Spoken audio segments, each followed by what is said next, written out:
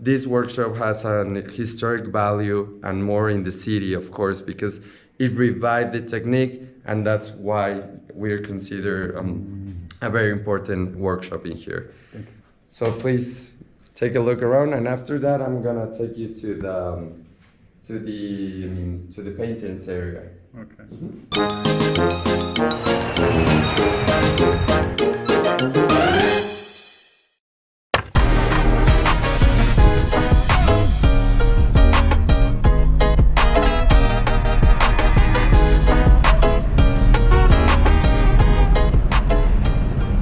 Guanajuato have 9.5 kilometers of tunnels underground.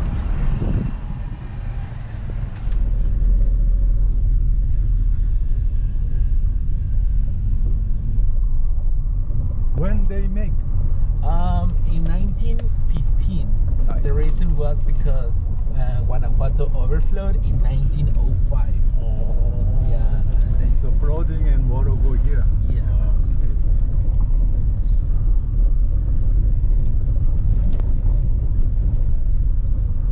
Yeah, this is the front. You can go into the city. It's Through central. the tunnels. Yeah, this is the center.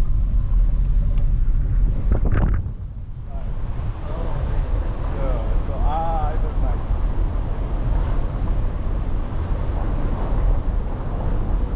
He's 60.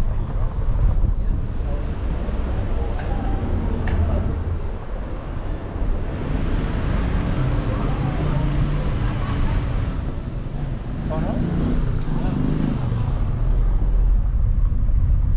Yeah, it's a different connection, like restaurant.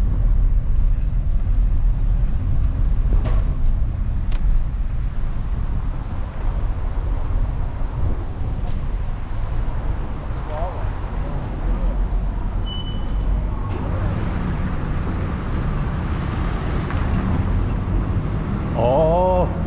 Yeah, it's the I'm connection. wondering how can go outside, you know? Yeah.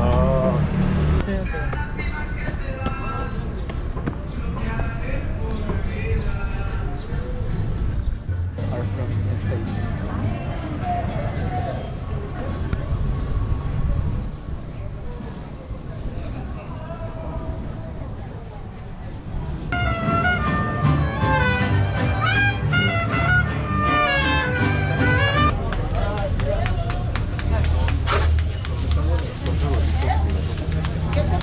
Bien.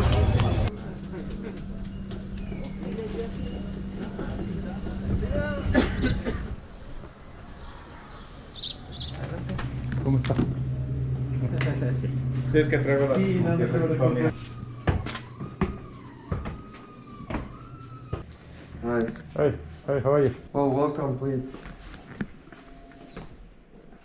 I'm gonna start explaining our technique. What we do right here, it's the Majolica technique. This technique was brought by the Spanish when they came to colonize America. And the importance of this technique is how it got here. You can take off. Okay, yeah, sure. So You're famous. You are face. Thank you. Yeah. So what happening here is when the Spanish people came to America, they discovered that we didn't have any high temperature techniques of firing and ceramics.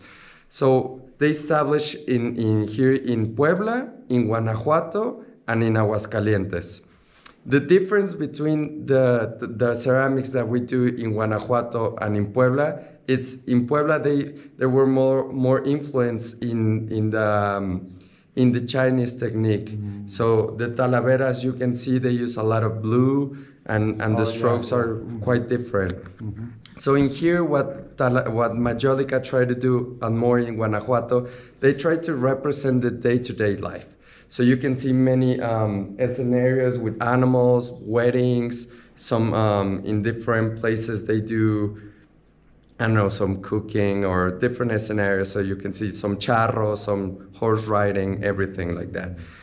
And the importance of Gorky González workshop is because it disappeared this technique in Guanajuato disappeared for almost 80 years. So my great-grandfather had a really important antique shop and a really big collection of the traditional Majolica done in Guanajuato. So my grandfather started searching of what happened and why it disappeared.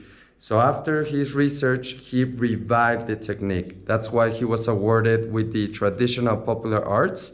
That is the biggest award you can win in Mexico, and you can only win it once in your lifetime. So that's why this workshop has an historic value and more in the city, of course, because it revived the technique, and that's why we're considered a very important workshop in here.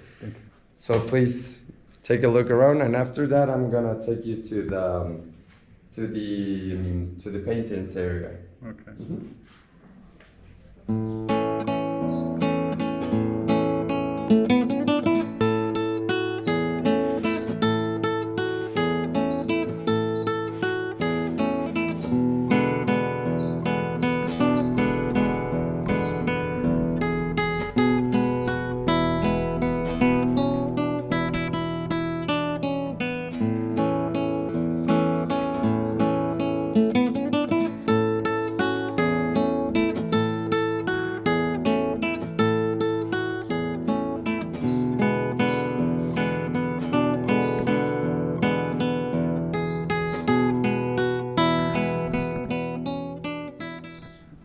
From the beginning? Okay, yeah, sure. So in here is the first process of the painting. So in here we get the biscuit, or we call the jahuete in Spanish, is the piece after the first fire. So in here, as you can see, we're doing the glazing process. So what we do, we grab the biscuit, we sponge it with water and to take all the dirt as possible, and then we glaze them.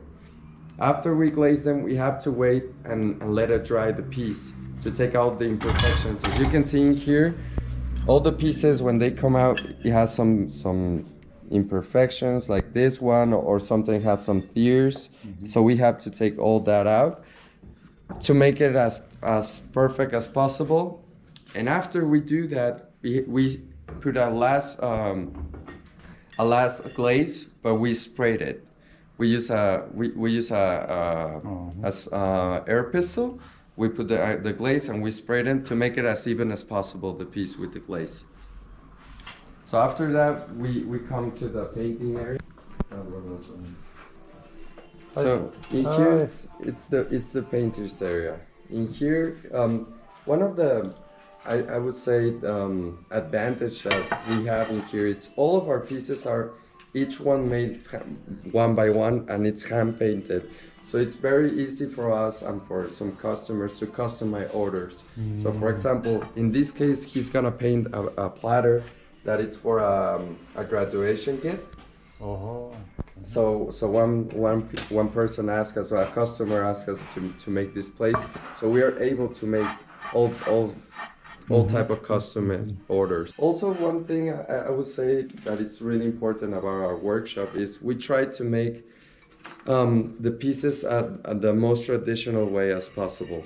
So we haven't changed the colors. The only change we did, we took out the lead and cadmium. All of our pieces are food safe and are in the standard of the FDA and California food safes. So unleaded and natural color. Yes, all of our colors are mineral based. Mineral based. And mostly are come from the region. We're gonna go to the kiln, and it's the final process of what we do in this workshop. We glaze the pieces and we paint them.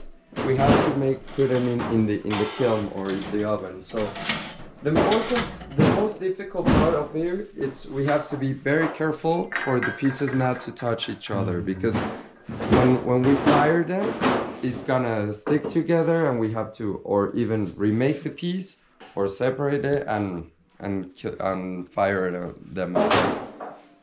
So this is our in the firing process. We have to make one change that we used to fire with wood. Now we fire with gas, mostly because ecological reasons. And also we have now what they call the new generation of kilns. These ones are an Italian kilns. They come and This one's the advantage of this is there.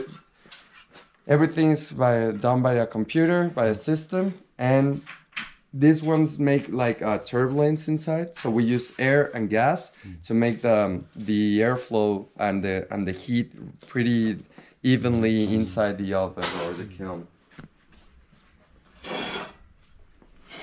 And yeah. Okay, thank you. What is your future plan? I'm gonna be the third generation. I'm Gorky the third. My grandfather started the workshop, and I hope to keep doing this business because it's really beautiful, all the history behind. So in my opinion, I would love to continue this beautiful project that my grandfather started, and hope next generation keep enjoying these pieces and this history. Good, thank you. You're shipping? Yes. Good business. We're actually doing a shipment tomorrow. Okay. Yes. And yesterday I already took mostly of the pieces, but yes, we still have some boxes to do. Okay. Okay, thank you. Thank you very much. Okay.